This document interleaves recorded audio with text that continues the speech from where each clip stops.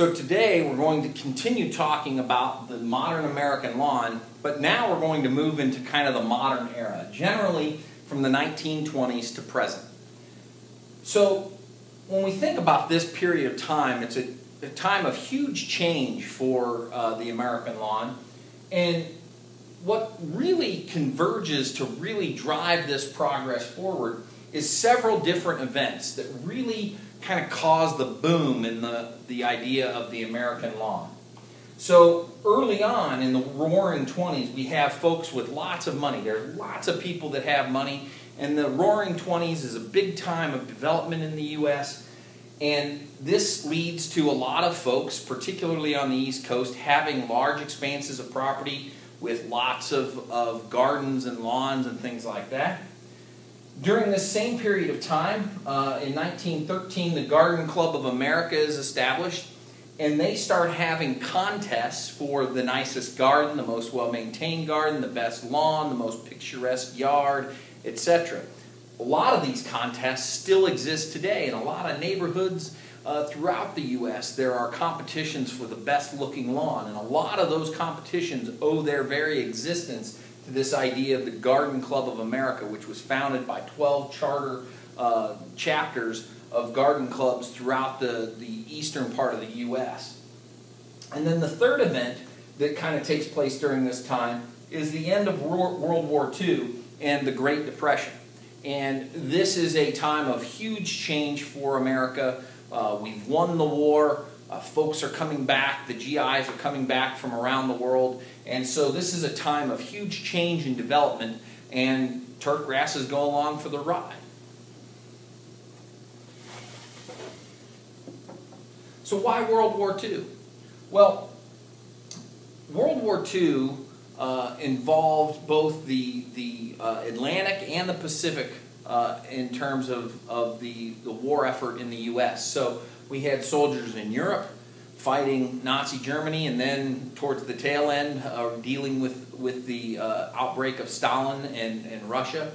And then we had folks in the Pacific dealing with Japan and the impact of Japan on the world outlook. And during this time, Abraham Levitt, who was a real estate lawyer, purchased some land in Long Island, New York. He and his sons were very skilled at real estate and using real estate and developing real estate. And they purchased this land because the ag lands in that part of of Long Island were sandy, the sandy soils, and they were generally used to grow potatoes. Well, the golden nematode was a major problem in those areas, and so farmers were selling off their land, and so Abraham Levitt was one of the people that came in. During this period of time during World War II, he was a major real estate person, and he accepted a contract in 1941 from the government to go to Norfolk and build shipyard housing for the Navy. So there was a lot of ships that needed to be built for the war effort, and so he accepted this contract to go down and build these homes in Norfolk, Virginia for shipyard housing. One of the things that he and his sons got very skilled at doing this was that they would build the homes on a flat slab, and they would put these homes up very quickly with prefabricated parts, sticks of wood that were already pre-cut, brought to the site and then assembled, and they could build these homes pretty quickly, and they started to develop a system for this, and it resulted in some major efficiencies that really made it possible for large areas of housing to go up very quickly. His son enlisted in the Navy, and he was in Hawaii working when he realized the need for post-war housing for soldiers while he was in the Pacific. And he realized this because he started looking at just how many people were going to be coming back to the United States that had been gone abroad as a result of the war effort. And in fact, 16 million GIs returned to the United States at the end of World War II. So imagine 16 million people coming back to the U.S. that had left. And yes, some of them already had families and homes, But a lot of these soldiers were young kids when they left, and they're coming back 4 and 5 years older now, looking to marry their high school sweetheart or whoever and start a family and move on with their life. And the U.S. kind of estimates that they need somewhere in the neighborhood of 5 million homes to deal with that need. And they don't need 5 million homes over the next decade. They need 5 million homes right away. And so folks like Levitt, Abraham, and his sons really quickly figure out that this could be a major winner for them. And so they take and put into action a plan to build 2,000 homes on their New York land that they had purchased previously. And they're going to rent these homes out to returning soldiers. Well, in a single day, one of the New York newspapers reports that 1,000 of them, half of those homes, are rented in one single day. They're rented and already taken. And by the next day, the other 1,000 are rented. So obviously this is a huge need, and it's something that's very popular. So what the Levitts do is they refine this assembly line process that they had put into place in 41 in Norfolk, building the homes for the Navy.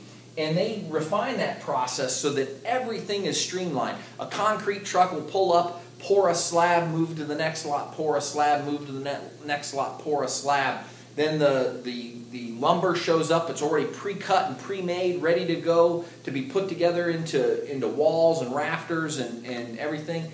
The wallboard shows up, goes up in the inside. The shingles go on the outside. Everything gets put up. Roofing shingles go on. Windows go in, paint goes on, and we move on to the next house. And this is all taking place in a very organized, systematic fashion that allows them, as they refine this process into the late 40s, to be putting up 30 houses a day. And in fact, in one ad I saw, they talked about that 18 homes went up in the morning and 18 homes went up in the afternoon. So that's 36 homes a day going up, just boom, boom, boom, boom, boom, over and over and over again. And in 1949, the Levitts decide to switch their model from this idea of renting homes to the purchase of homes. And these are single-story, mostly, homes, or with a small upstairs with a bedroom or two to accommodate a larger family. And that happens in 1949. And this is all still happening in New York. And these single-story homes, they dub ranches. And that's where, when we think about a single-story ranch home, that's where the term ranch comes from, is from the development that the Levitts had. This development is beginning to be called Levittown. The homes were sold for $7,990 at $58 a month with a $90 deposit at the time of construction. By 1951, 17,447 homes had been built and sold. So a huge moneymaker for the Levitts, and a large development of suburban area outside New York City. In 1948, the lawns were seeded, so they really switched to this home buying idea, and then as they constructed them, in 1948 they started seeding and fertilizing the lawns, and in the contract that you signed when you purchased the house, you had to sign a contract requiring the care, upkeep, regular mowing of the lawns, and the inability to build a fence. So covenants and restrictions on the lot, so that you couldn't build a fence and fence in the lot. It had to be an open area across the board. And when you read accounts from people that grew up in Levittown, you read about how the neighborhood moved around and kids went from one house to the other. No doors were locked. It was an idyllic setting.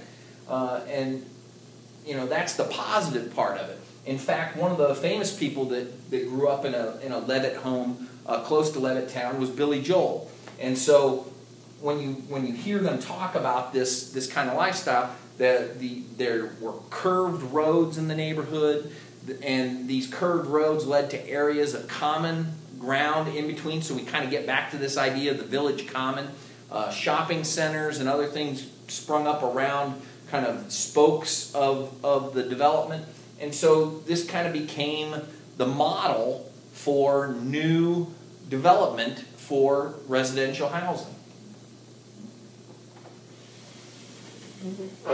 Levittown today is considered by many to be the birth of the suburban development. So prior to this, you either lived in the city or you lived out in the rural area.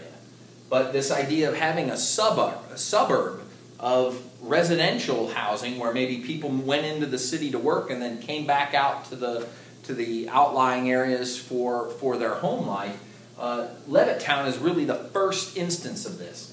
The Levitts also went on to create Levittowns in other places in the country, New Jersey, Pennsylvania, down in Florida, even Puerto Rico. So they became a huge home building family, and this was mostly the result of this assembly line. There were 5 different models, so not a lot of variability, and they just would put one after another up day in and day out.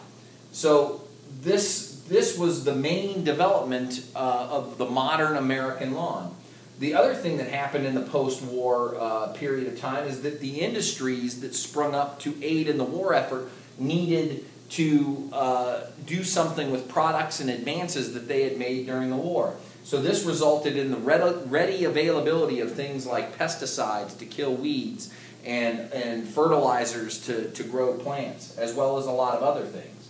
And so the final thing that happened during this time, and we talked about it earlier in one of the previous lectures about how early in the American lawn, you look at the advertising, a lot of things were focused on the woman's role, the garden, the beautification. Now, the advertising begins to focus on the technology and the power of a machine, and the advertising really shifts into that being the purview of the man of the home, that it's the man's job to maintain the lawn and landscape, and that's the job of the male of the house to be able to do that. And this is a huge shift, particularly given the fact that when we look at during wartime, many women took over lawn businesses and other gardening and landscaping businesses that were running during the Great Depression and earlier than the Great Depression. And then when their husbands went off to war, they would take over the company and continue to run for income so that they had income. Also, many women went to work in the factories and things. Rosie the Riveter and We Can Do It. Well, when the GIs returned, there was a real push, in a sense, culturally, that they needed to have something to do to occupy their time. And so this idea of getting back to work, getting on with their life, and then having something to do on the weekends, take care of the lawn, was something that was kind of ingrained and pushed by the advertising and all of the other things that you would see, written materials, written advertising in magazine. All these things clearly showed it to be now the man's job, and that the woman could then go back to taking care of the home. Rightly or wrongly, how you look at that, that caused a huge cultural shift in terms of how lawn care and turf grass maintenance is advertised and talked about in terms of